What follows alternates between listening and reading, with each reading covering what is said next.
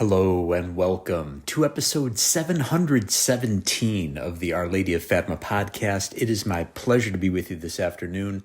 My name is Terrence M. Stanton. We are recording on Saturday, November 18th, 2023, in the year of our Lord Jesus Christ. Let us begin with St. Alphonsus Liguori's Saturday prayer to the Most Blessed Virgin Mary to obtain her patronage.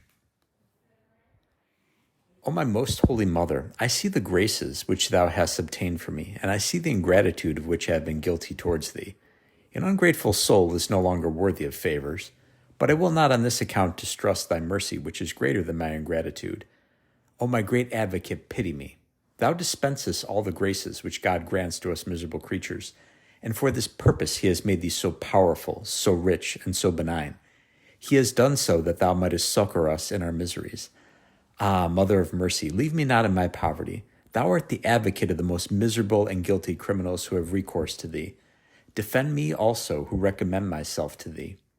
Say not that my cause is too difficult to be gained, for all causes, however desperate, when defended by thee, are gained. In thy hands, then, do I place my eternal salvation. To thee do I entrust my soul. It was lost. Thou, then, by thy intercession hast to save it. I wish to be inscribed amongst thy most devoted servants. Reject me not. Thou seekest the miserable to relieve them. Abandon me not, who am a wretched sinner and who have recourse to thee. Speak for me. Thy Son does all that thou askest him. Take me under thy protection. That is all that I ask. Yes, for if thou protectest me, I fear nothing. I do not fear my sins, for thou wilt obtain me a remedy for the evil they have done me. I do not fear the devils, for thou art more powerful than all hell. I do not even fear Jesus, my judge himself, for by a single prayer of thine he is appeased. I only fear that by my negligence I may cease to recommend myself to thee and thus be lost. It is true that these graces are too great for me, who have not deserved them, but they are not too great for thee, who art so much loved by God. Hence he grants thee all that thou askest. Thou hast only to speak, and he denies thee nothing. Pray then to Jesus for me. Tell him that thou protectest me, and then he is sure to pity me. My Mother, in thee do I trust. In this hope I shall live in peace, and in it I wish to die. Live, Jesus our love, and Mary our hope. Today, friends, I want to take a look that was published at Mr. Matthew Pleasy's website, an article entitled, Is the Traditional Latin Mass Right for All Parishes? This came out initially back in 2013. It's at acatholiclife.blogspot.com.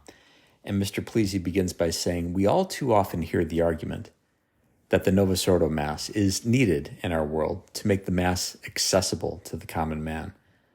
The Novus Ordo is seen as a bridge by some in the traditional community. Their argument is namely that a person should experience the Novus Ordo in totality before ever experiencing the traditional Mass. Have you heard of these arguments? Have you believed them? Do you still believe them? I say that the traditional Latin Mass is needed everywhere in all parishes at all times. Hear, Mr. Pleasy. And I'll go a step further and say, although this was written 10 years ago, I'm sure Mr. Pleasy would echo these sentiments. The Novus Ordo needs to be abrogated. It needs to be eliminated. It needs to be wiped off the face of the earth. It was at the very least a colossal blunder. It quite possibly, if you've seen films like Mass of the Ages, parts 1 and 2, it was an attempt to undermine the church from within in the late 1960s. It has certainly helped destroy the faith of millions and millions of Catholics. Mr. Pleasy continues with saying, that's bold. That implies that the Novus Ordo isn't needed as a bridge, and that a Jew or Muslim or pagan could outright convert to the Catholic faith by means of a Mass said in an unfamiliar language with, quote, strange rituals and ancient practices. How can this be? The liberals gasp.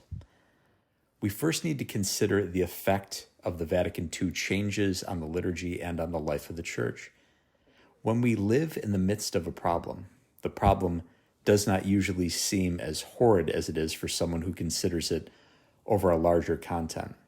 By this same principle, it is said that a frog will immediately jump out of a pot that is boiling.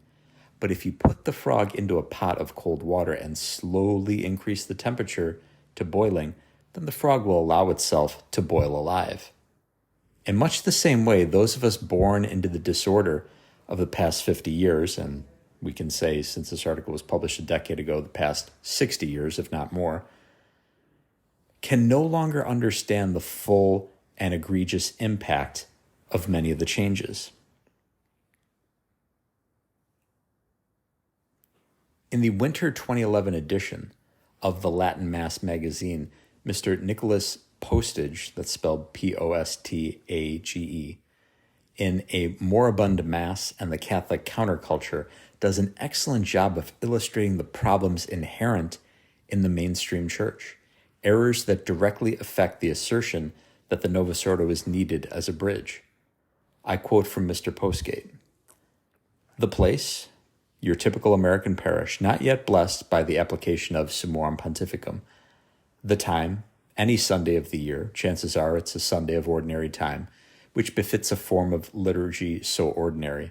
The music, smiling ditties of indescribable triteness. The congregation consists of children who have not been catechized, are bored to death, and would rather be texting or playing video games. Young adults who are fornicating or masturbating in their spare time, and this is the gospel they receive in their schools. And no one even thinks of impeding their vices or correcting their errors. Married couples who, with a few happy exceptions, contracept their marital vocation out of existence. Older folks who, under the lifelong influence of the capitalist secularism that animates contemporary America, attend church because it's a good habit, like brushing one's teeth or wearing clean clothes. Hardly anyone is morally prepared for prayer, and hardly anyone actually prays. The sign of this is, of course, the unstoppable chit-chat that pervades the church before the, quote, gathering hymn fills the electrified air and resumes right after the, quote, scattering hymn is over and the altar girls are on their way out. In between was the obligatory reception of a wafer in the hands, for some strange reason that no one can quite explain, except that it's got something to do with belonging. The priest who heads, or shall we say presides, over the congregation is not better than his flock. In fact, he is worse. He does no mental prayer or lectio divina. Perhaps he does not pray or study in any serious way at all, which is obvious from the shallow and vaguely relevant homilies he gives. His life is busy but superficial. He runs a strong risk of being immoral in some egregious manner, whether through rampant gossip, entertainment-saturated indolence, self-indulgence at the table, or worse forms of intemperance. In short, the people are lost, confused, surrendered to the all-pervasive secularism, and so is their priest, except that he can hide it better. Nay, he has often gone one step further. Invoking Vatican II, he magically makes lack of faith, lack of doctrine, lack of morals sound like a pious accommodation to the contemporary world. So ends the quote, and then Mr. Pleasy says, "Does this sound like your parish?" Perhaps it does in some respects, and it is for that reason that you feel the traditional Mass might be too much for your fellow parishioners. Let's continue reading from Mr. Postgate's article. The Novus Ordo liturgy is practically empty of spiritual content. No wonder the Church has not been able to stand against the onslaught of a militantly secularist anti-culture. Her highest and most precious resource in the spiritual combat was stripped away. The shift from the Missal of 1962 to the Missal of 1970 was like going from a cannon to a butter knife, from marching trumpets to party favors. Bringing the liturgy closer in its externals to modern life meant bringing it closer to the meaninglessness and profanity of modern life. Thinking they were doing people a favor, the woolly shepherds of the Church ironically gave her sheep and goats an excuse to give up going to Mass altogether, because the new Mass, having become an echo of the vulgar world, was truly no longer relevant. It could offer nothing, give nothing to us that we did not already have, to satiety. The only thing that can possibly be relevant is that which is totally and intrinsically irrelevant to the grinding routine of modern life. The old liturgy carried on in baffling and mysterious isolation, as though it did not pay attention at all to the world's going to hell in a customized handbasket. And this was wise, profoundly wise. Many Catholics of the last 40 years who stopped attending Mass or never started going in the first place would have attended the old liturgy, if only because it breathes a spirit of peace and timelessness, so utterly and refreshingly contrary to the spirit of modernity. That is the sort of thing that attracted many Catholic converts. For instance, Thomas Merton, when you look at their conversion stories. To abandon this, quote, irrelevance was, in fact, to make the Mass finally truly irrelevant, in the sense that it no longer answered a deep, wordless need to meet the divine, the sacred, the presence of God's kingdom in mystery. The Reformed liturgy, in sterilized English with third-rate folk music, managed to announce, in spite of itself, that the Catholic Church has nothing to offer that cannot very easily be found elsewhere in more potent form. Interested in the latest popular music? Look elsewhere. Interested in feeling the feeling of togetherness? Look elsewhere. This kind of self-indulgent collectivism flourishes more outside church doors than within them, which would make the official clerical attempt to imitate it laughable if it were not sacrilegious. Mr. Plessy continues by saying, Catholic identity is still dying. We are not proud of our heritage. Do we forget that it was the Latin Mass that converted millions of the pagans of Germany in the time of St. Boniface, or the pagans of North America in the 1500s? It was the Latin Mass, with all of its ritual, beauty, and mystery that spread the reign of Christ and won untold numbers of converts and saints. It was that Mass that we need, a rite of Mass capable of saving our modern world from its abyss of moral decay. It is the traditional Mass that is the antidote to the problem. As Mr. Postgate concludes, some, quote, conservative bishops might think that confronted with such a dire situation, the last thing they should care about is restoring sacred music, chant, Latin, and such things to the Church's worship. Don't we have more important, more urgent things to worry about? They mutter with a worried frown. But this is to miss the whole point. The main reason Catholic identity is now so weak is that 40 years ago, and again, this is published a decade ago, so really 50 years ago or more, we began experimenting and tinkering with God's sacred mysteries. And now nothing seems holy, nothing permanent, nothing worth reverencing, nothing worth genuflecting before, if each and every local church does not make the solemn, sacred, self-effacing worship of God its absolute pastoral priority. One by one they will go extinct, drowning in an ocean of mediocrity, relativism, irrelevance. In a word, a total lack of Catholic identity, which comes to us from above through the sacred liturgy. The Church will survive and thrive only where her shepherds have the wisdom to seek first the kingdom of God, letting all other things be given afterwards. As well put by Mr. Mark Riddle in his just published article, Does the Latin Mass Work Everywhere? Quote, what does that tell us then about the argument for using an enculturated new liturgy to achieve the conversion of modern men who are not in any way a meaningful part of the classical Western tradition? Ultimately, it tells us that the argument is false. But beyond that, it tells us that if we truly wish to convert the world, and we do, and to truly civilize and Christianize modern pagans, whether those who have never received the gospel or those who comprise a post-Christian pagan West, there is only one solution: to do the same things as were done by our forefathers when they set out to convert the world, a liturgy which is conformed to man, which seeks to adapt itself to the spirit of the age, will simply not work. To answer my acquaintance, novelty will never convert the world. Only when men once again are presented with the integrity of the Catholic faith, expressed fully in the Church's immemorial liturgy, will we be able to civilize modern paganism. Only when modern man once again says, Introibo ad altare Dei, ad Deum qui latificat juventutem meam, Will we be on the road to restoring all things in Christ? There simply is no other way. From a decade ago, an excellent article by Mr. Matthew Pleasy, quoting some excellent sources. Once again, his website is acatholiclife.blogspot.com. Please check it out. He has a lot of great resources and great articles there. We need to get back to tradition, folks. It's not just the traditional Latin Mass, but it's also daily recitation of the Rosary, old school catechisms like the Catechism of the Council of Trent, the Catechism of Pope St. Pius X, the Baltimore Catechism. And as I've been mentioning several times now, Archbishop Lefebvre saying, don't be bitter.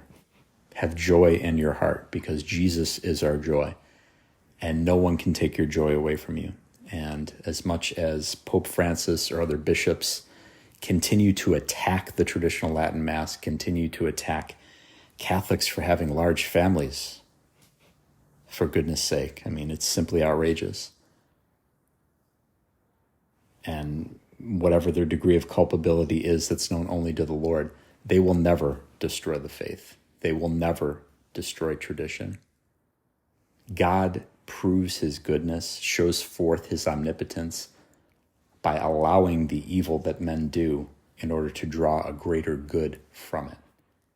And you are seeing Catholics, especially younger Catholics, although they may not seem in great numbers, they are very strong in their faith. They are returning to tradition. They are not going to the Novus Ordo. They are attending traditional Latin Mass or Divine Liturgy. Young fathers leading their wives, leading their children in the Rosary every day. They are the future of the Church. The 20-somethings and the 30-somethings who are still practicing the faith are strong in their faith, and it's the traditional Catholic faith. God will not be mocked, my friends. He will not be outwitted. He will not be outfoxed. He has a plan for the world, for the Church, and for your life. So do good, avoid evil, and hold fast to tradition. Let us conclude, friends, by once again mentioning Helping Autism through Learning and Outreach, available on the web at halo-soma.org. And please tune into episodes 277 and 548 of the Our Lady of Fatima podcast. Those episodes have to do with RPM, which is an acronym for Rapid Prompting Method, a system of communication for non-speakers. Before my wonderful niece, who's also my goddaughter, I have two beautiful special nieces who are also my goddaughters. Before Brielle was 8 years old, we didn't even know her favorite color. Now we know she is wonderfully intelligent, remarkably intelligent and creative and sweet, as is her sister. Brielle is a composer. She's a poet. She's very gifted in regards to mathematics. She even knows foreign languages. It's because of God's grace working through RPM, her hard work, her parents' hard work, and her sister, that we know these things. RPM is as big of a breakthrough as sign language was for the deaf or Braille was for the blind. But too many people still don't know about it. This has been a game changer, a lifesaver, whatever other phrase you want to throw in there, for non-speakers and their families.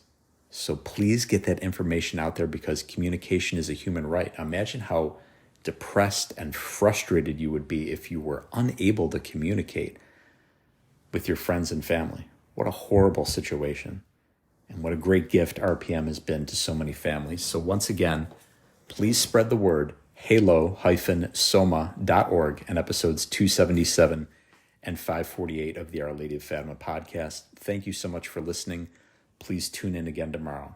I'll be here. You be here too. Goodbye, and God love you.